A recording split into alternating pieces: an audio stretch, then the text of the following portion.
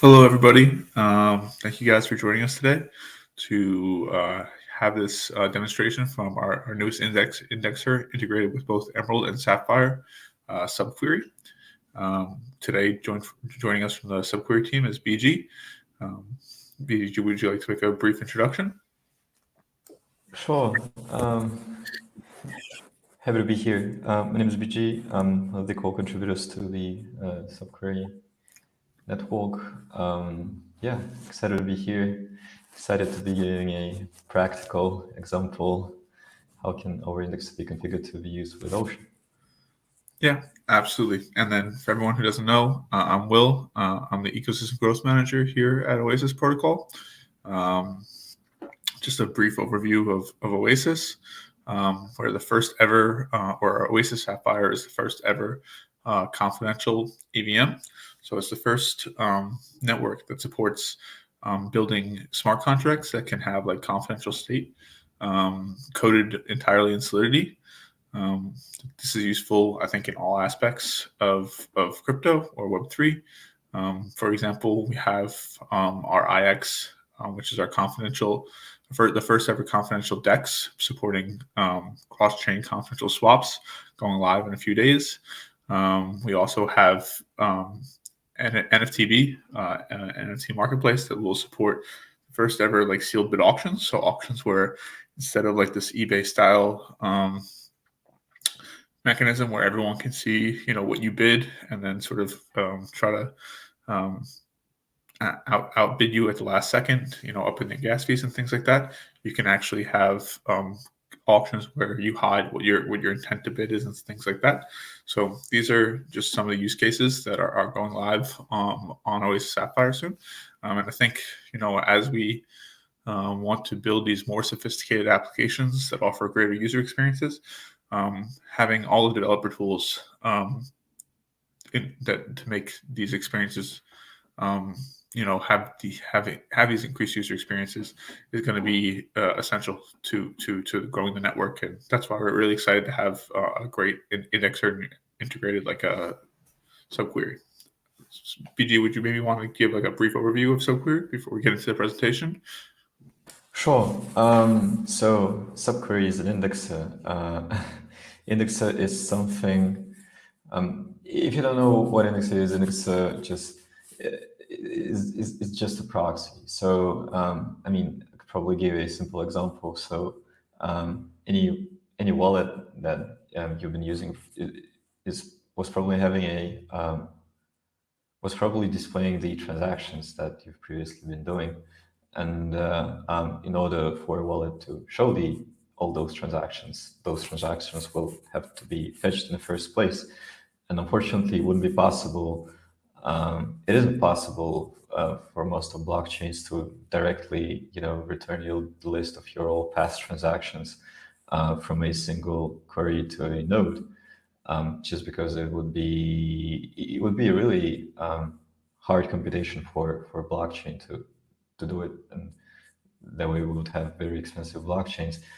And instead, what wallets are using are indexes. So indexes are scripts. It is a software essentially that goes over historical data. It goes over the raw primitives. In case of EVM, those are transactions, blocks, and events, and storing them within a intermediary database that is like subsequently queried by the application in any form. And you can organize data however you want. You can do time series and anything that comes to mind. So that's what we do in subquery. Awesome. Yeah. I think, I guess like the way that I always think about indexers is like we're not thinking about, but like it's basically what enables data on the blockchain to be useful. So like anyone who's familiar with like Uniswap analytics pages where it shows you like how much the trading volume is and in which token pairs, or like you said, wallets, it's basically a thing that allows you to have some insight into the blockchain. But yeah, I guess without further ado, BG, feel free to share your presentation that you have prepared. All right.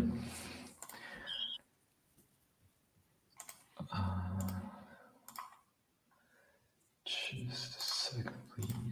Right. My slides should be visible now. Cool. So I'm planning to split this session, this demo, into two parts. I'm going to be starting with a theoretical part, probably be introducing some very more details. And then I'll switch to a practical part based on the example that we've prepared. So what exactly are we trying to solve? We're trying, just like Will said, convert raw data to some meaningful information, or let's say knowledge that could be queryable from different applications. And this is essentially what Indexa does. And why it's a query. So subquery is actually a all-in-one solution. It's an end-to-end blockchain indexing solution, and at the core of subquery is index itself. So our index is very user-friendly, so it's easy to run from a local environment. It's Docker-friendly, and you can test everything locally first. So I'm going to be showing you how easy it is to start a project. So once you're confident that your project is operating correctly, you would probably be interested in hosting it somewhere. So that way enabling the applications to make queries to it. And you're having two ways in that case. The first path is the managed services. So managed services are just a cloud, is a centralized cloud for your indexer, and it's designed like for subquery specifically. So it's really easy to use, and that's the simplest way to host any subquery project. Additionally, we're having a state-of-the-art decentralized solution, a decentralized marketplace network that essentially allows you to do the same thing, but making your data indexed and queryable in a decentralized manner. So why it's a query? First of all, it's completely open source.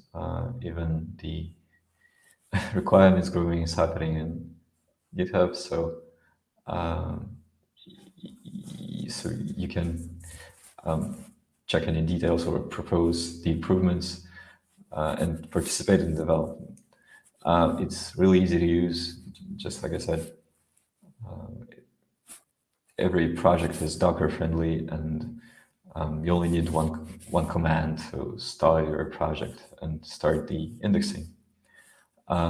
It's very simple because essentially you only have configure 3 types of files, which I'll be talking a bit more during the demo. Finally, it's customizable. By that, it's implied that essentially every subquery project is written in TypeScript, and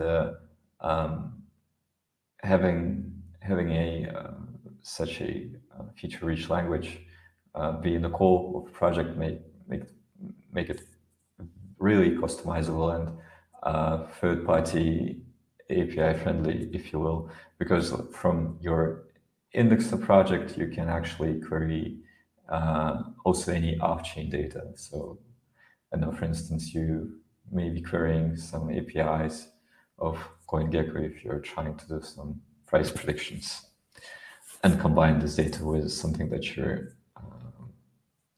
fetching from chain. It's really fast, so and it's constantly getting faster and faster. So recently we've done a huge performance upgrade, which, like, by benchmark showed that the overall increase of speed was like 3.5 times more comparing to the previous version. So that's pretty cool. It's feature reach. So having TypeScript in the core gives a lot of benefits to the development. So, for instance, something like type generation to ensure a safety of the project could be enabled, so that, for instance, if you're interested in indexing a specific smart contract, you would probably be interested in providing an ABI for it, and you would need to be sure that your project will not run into any like type error. So query does all the type generation for you. Real time, you can once you're starting to index data, once it's stored in the database, you can query it, and you can query it either by polling or by or using WebSockets. So it's up to you. But anyway, data will be indexed in real time. A great new feature, a multi-chain support, was recently introduced. So from a single query project, you can index several chains, and those chains could be heterogeneous. So for instance, if you're trying to index a cross-chain protocol or a bridge, probably be interested in the execution of the transactions on both sides. So it might make sense for you to make the simultaneous connections to both blockchains, and eventually be able to aggregate this data as part of a single entity of the database and make it queryable from a single entity. Again, make it grouped in a single project. So that is a great feature, and especially it's becoming really topical due to the presence of more and more cross-chain applications. It's really flexible. Again, it's based on TypeScript. You can do anything with TypeScript. And finally, it's compatible. Compatible with more than 150 chains already. And the number of chains is growing. So we've prepared a starter project, an example. So we made it on a rather simple use case. We'll be indexing a Ocean token transfer and approvals. So we've chosen this use case just to show the simplicity. On the screen, you can see the QR code. So if you're willing to follow, if you're interested in launching project just now, be sure to fetch it and follow along with me on the practical part. This example is based on OSZ Sapphire blockchain. There are some prerequisites to run a subquery project. First of all, you have to have Node.js installed. Since we'll be launching our project from Docker, because not only have to run the index itself, you also should run a database that will be storing all data fetched from blockchain.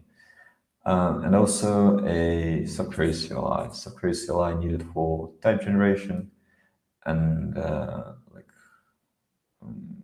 stuff like project initialization, building, and more. So just to briefly introduce what I'll be doing now, I'll be first defining a shape of data that I want to be queryable. So I'll be doing in a schema file. Then I'll be configuring all the endpoints and filters in the manifest file. That way, telling the indexer where exactly I want to grab my data from. And then I'll just be connecting this like raw data from transactions and events to the entities that I've previously created. So again, here is a link to a repo, and here's the goal. So before I move to a practical part, are you having any questions that I can answer?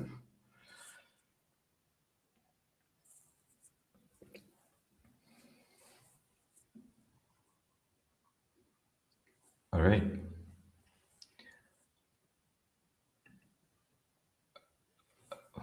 Well, I think you're muted. Oh, I'm very sorry about that. I was just saying to everybody who's watching the stream, please submit any questions that you might have on the on whatever platform that you're watching this on, and we have mods that will be looking for it and submitting the questions. But I had some quick questions that I wanted to ask real quick. I guess the first question is just like, what sort of applications do you see most people use subquery for, or what applications do you find it most useful?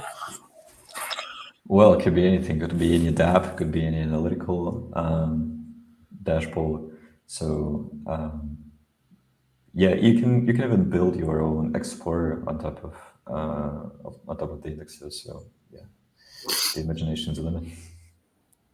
Okay, and then I guess there are a lot of other indexers in the space. I guess what would you say differentiates subquery? Is there any differentiating factors in terms of how queries are done, how simple it is? Like maybe it's just that you guys are on an abundance of networks. Just wondering. Mm-hmm. Right. So first of all, really simple to use, Docker friendly, really easy to launch, really easy to validate that it's working correctly, really easy to apply the changes. Just because you're having everything locally, you can just erase the database and start indexing from scratch. Additionally, multi-chain support, the heterogeneous network multi-chain support. So essentially from a single project, you can have all your data from several chains, from, I don't know, EVM, Cosmos, and Polkadot, and you can mix it all together. Yeah. I mean, Okay. speed, also the speed, that is a benefit.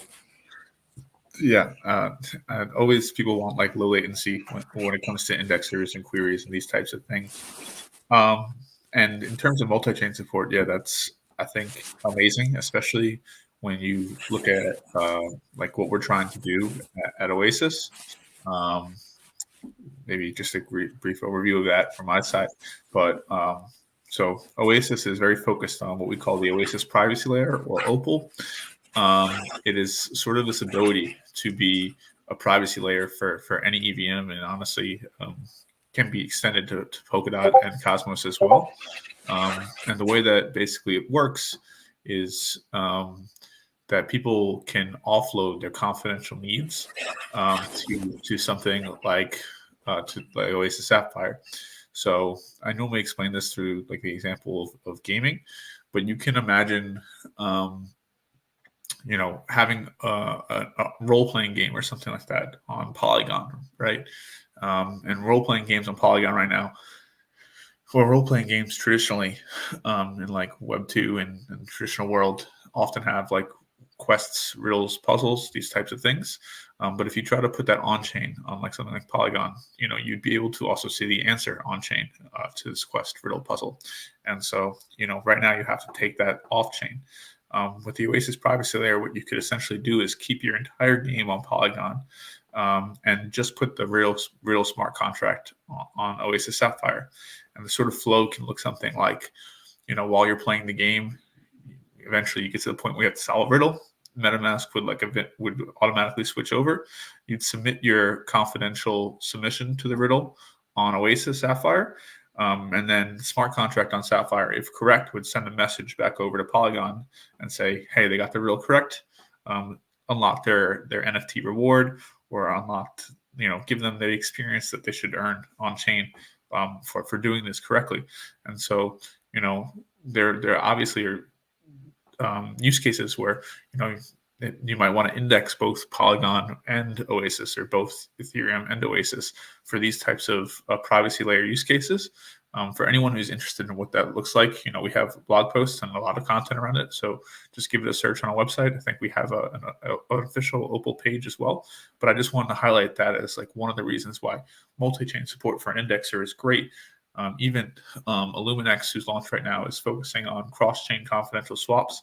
And so for them, it's very important that they're able to index all the chains that they're connected to see, what tokens you have on that network, as well as, index the Sapphire network for the transaction volume and things of that nature. So I just wanted to give a big shout out that, we're always looking for more things that offer greater user experiences for these cross chain use cases. Anyway, BG, maybe you want to go into the demo now? Sure. All right.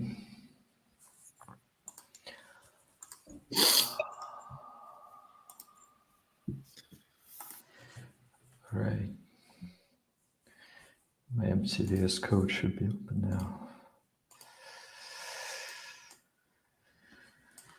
Right. So it's really easy to start with Subquery. Just like I said, we have already prepared a starter project in advance. So if you've completed the prerequisites, you can generate the project from the template. To do it, you simply need to type subquery in it, and Subquery CLI will help you to scaffold the project. So probably be interested in giving a project a meaningful name, and since we have prepared a starter, you can find a Oasis here in the list. So if I scroll down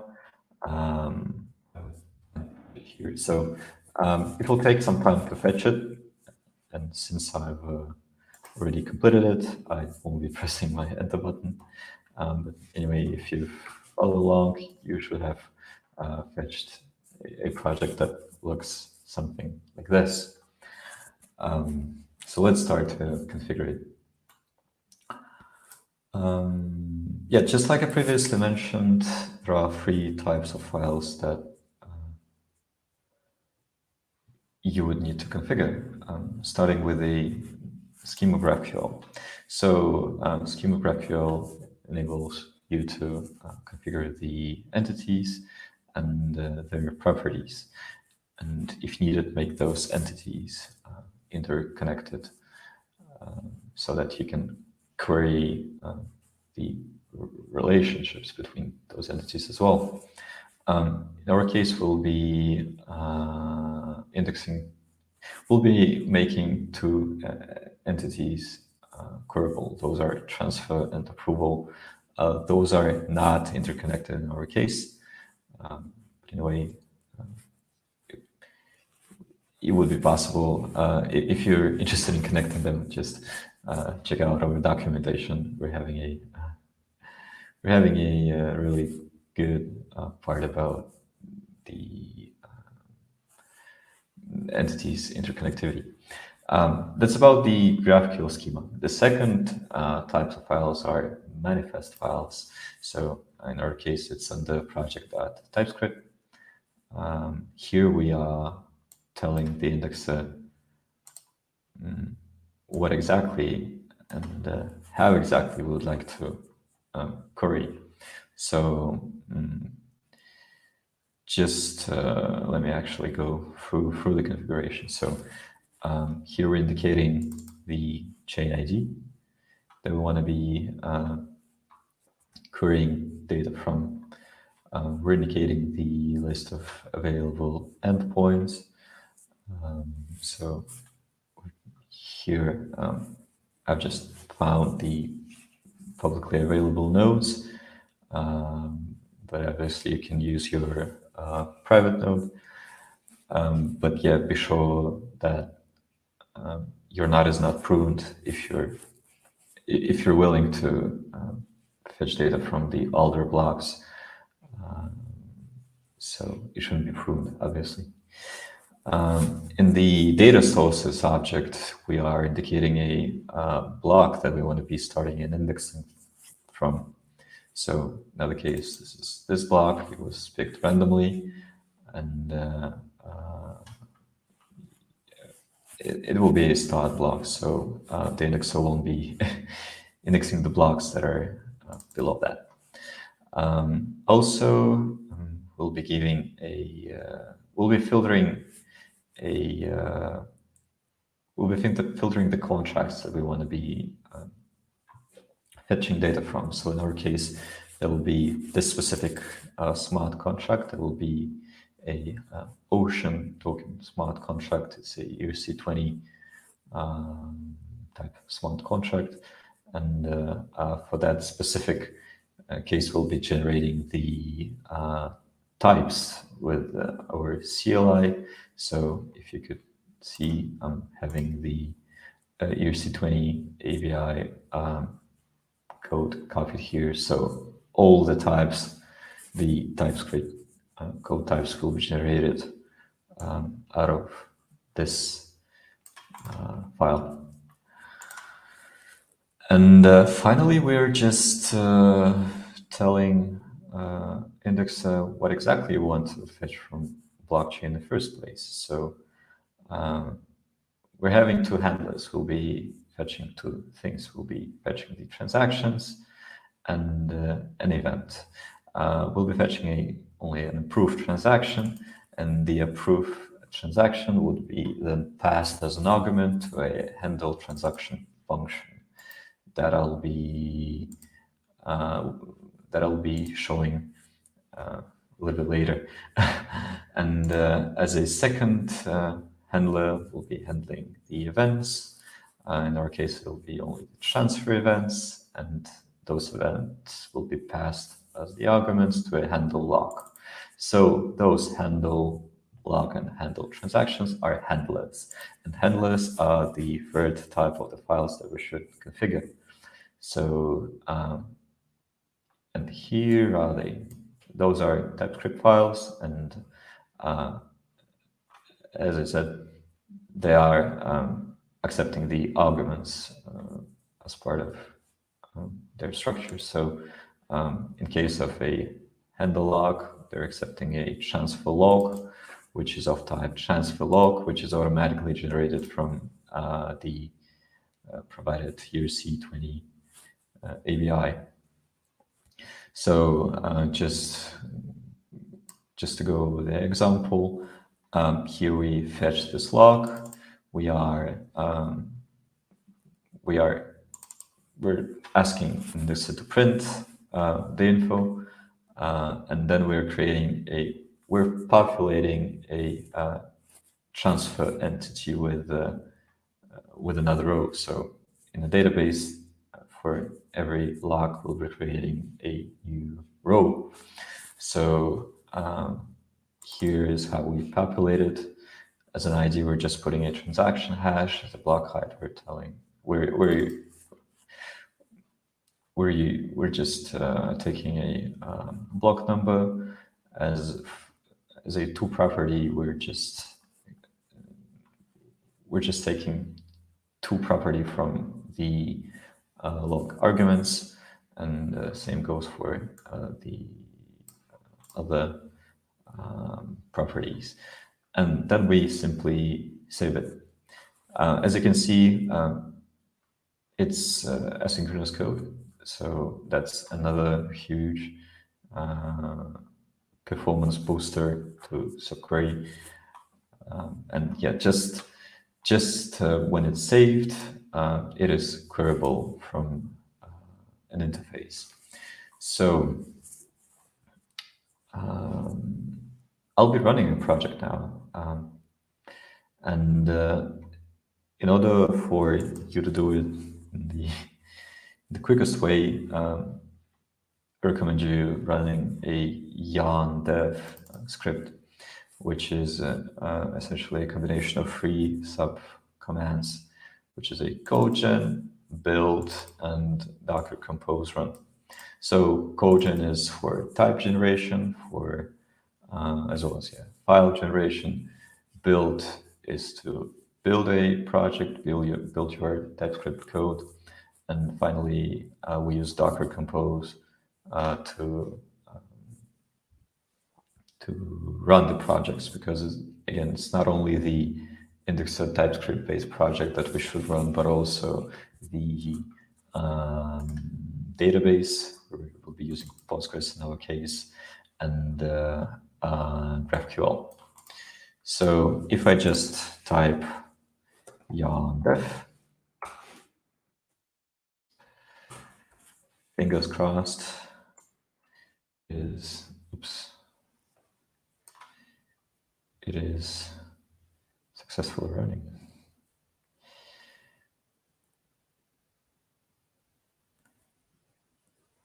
All right, we're seeing some positive logs.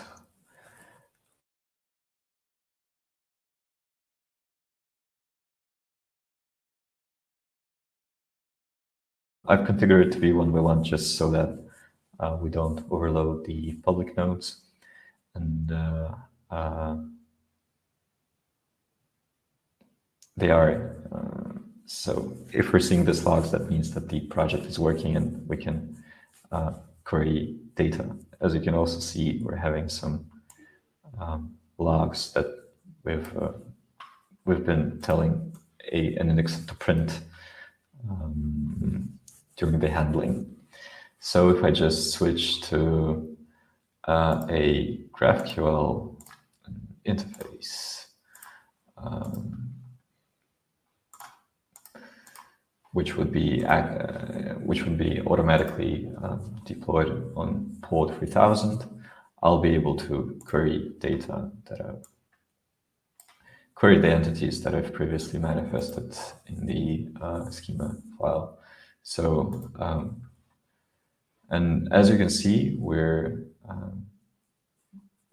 seeing data being indexed. So I asked to only return me a first 5 transfers and 5 approvals. So it seems that on my selected block, there were no approvals, or yet there weren't any. But yeah, let's see. In the meantime, if I just pick a random transaction ID and try to look for it in the Explorer, I'll be able to see the same exact details. So let me paste this.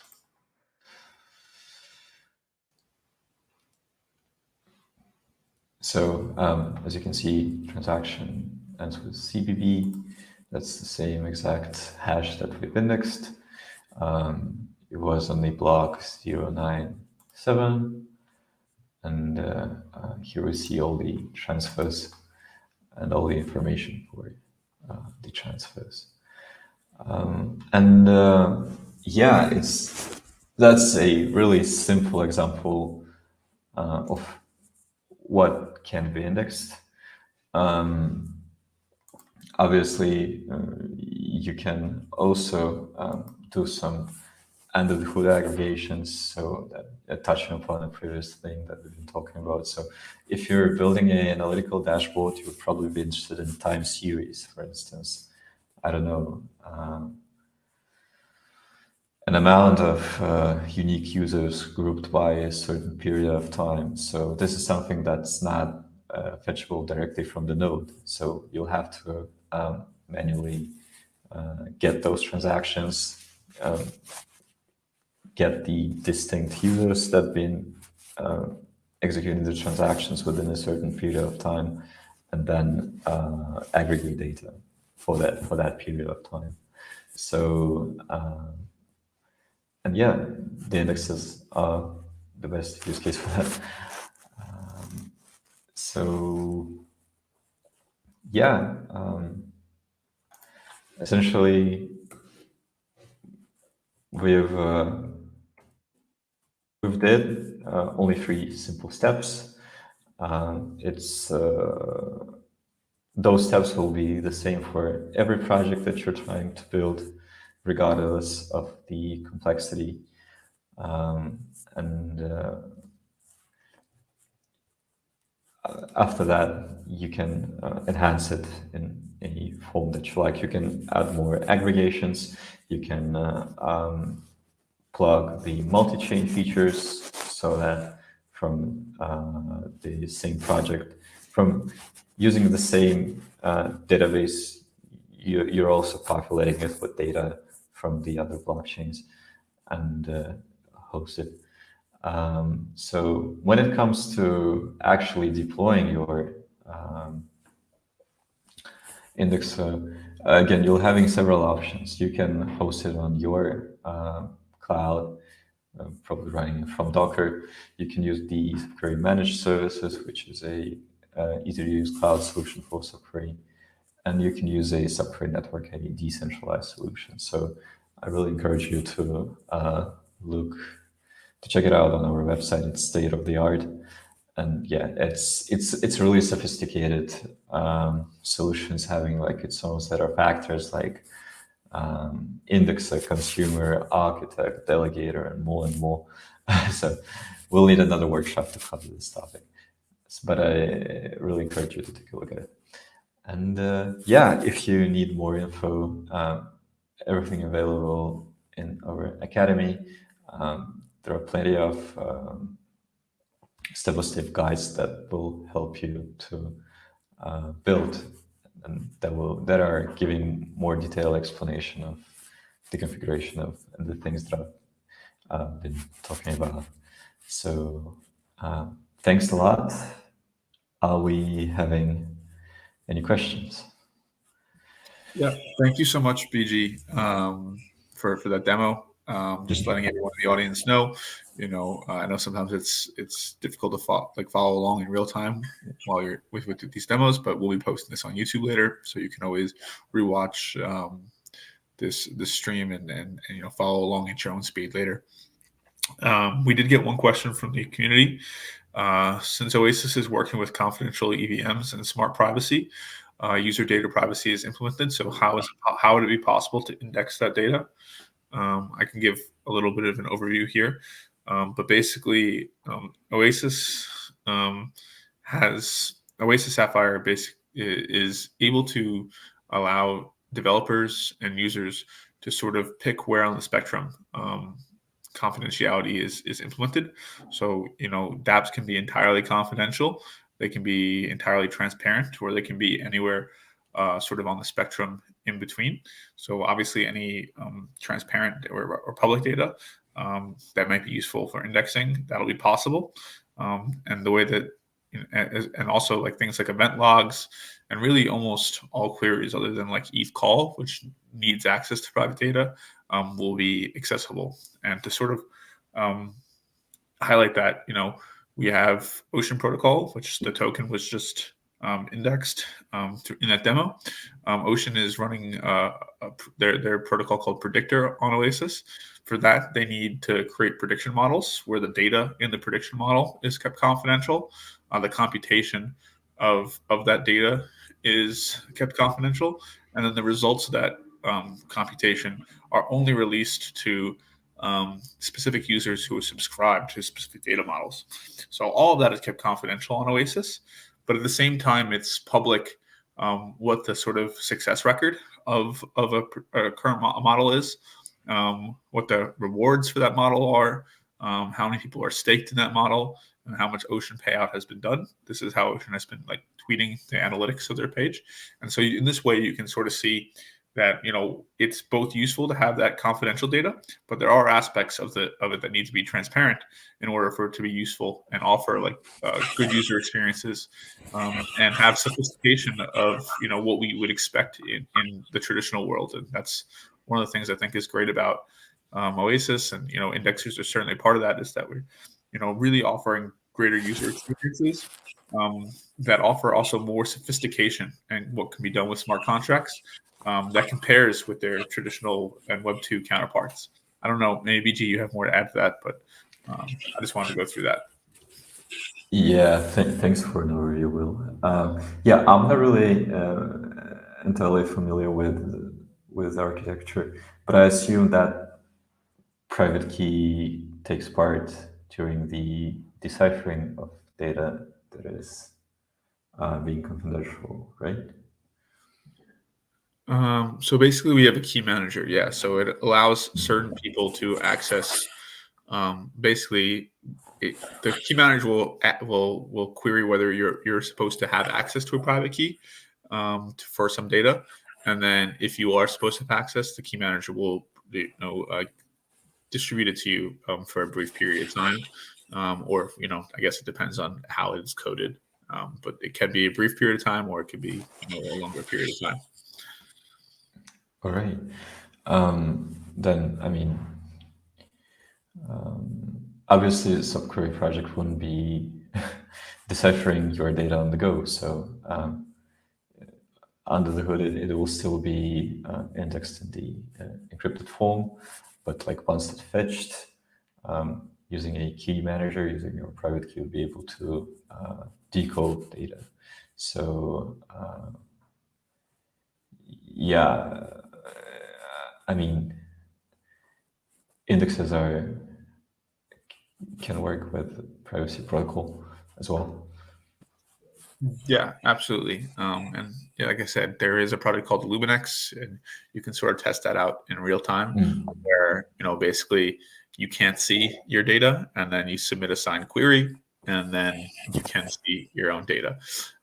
So it's still pretty useful for building these greater user experiences. And there are like aspects of Oasis, that are new and not exactly the same as other EVMs. And we do look to, as we discover like which use cases should be prioritized and which user experiences might be worse because of the privacy. We look to work with our partners like Subquery on the indexing side, like ChainStack on the RPC side, and see if we can come up with solutions and collaborate together to create a better ecosystem for everybody. So yeah, I think that was it for our questions. But I just want to thank everyone who showed up, everyone who followed along with the demo. I think it's great. And yeah, any closing thoughts? Yeah, thanks to everyone for for the invitation. Thanks, Will, for hosting. Yeah, I just want to say that we're open to the creation of new starter projects that are probably be more specific and yeah, more about the core vision of the protocol. So be sure to reach out to us, and we'll definitely add new starters. And yeah, if you have any questions, be sure to reach out to us by email or find the knowledge in Academy. So again, thanks a lot, everyone. Yeah. Anyone who wants to learn more about Subquery, please check out the Subquery Academy. I think it'll be very useful as you start building dApps in Oasis. And anyone who's maybe not so familiar with Oasis, uh, please check out our website, check out our documentation, and start building. It's really innovative tech, and offers things that basically are not possible anywhere else in Web3 today. So with that, I say everyone have a great day. It was a pleasure, and I hope to see you guys all at our next stream. Bye. Thank you.